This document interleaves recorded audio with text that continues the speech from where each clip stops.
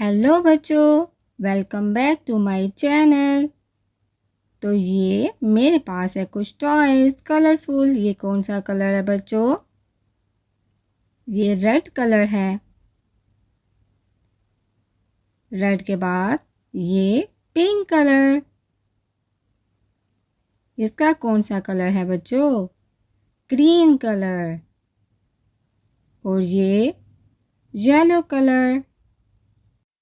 आपने कलर सीखे? तो चलिए अब कलर्स के बाद हम स्टडी करते हैं। और स्टडी में आज हम सीखेंगे उर्दू हरूफ़े तहज्जी। अलिफ मद्दा, अलिफ, बे, पे, ते, टे, से, जीम, चे, हे, दाल, डाल,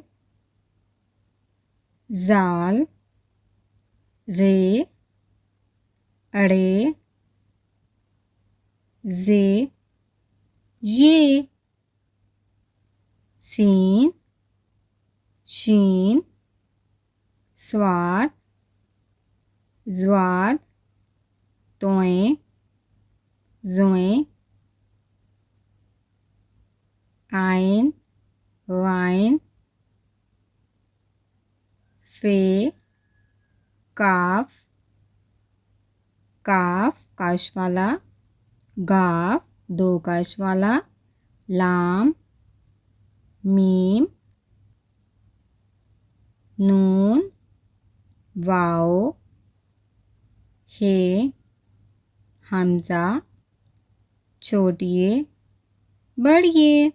बच्चों वीडियो को लाइक करें और चैनल को सब्सक्राइब करें। Bye bye.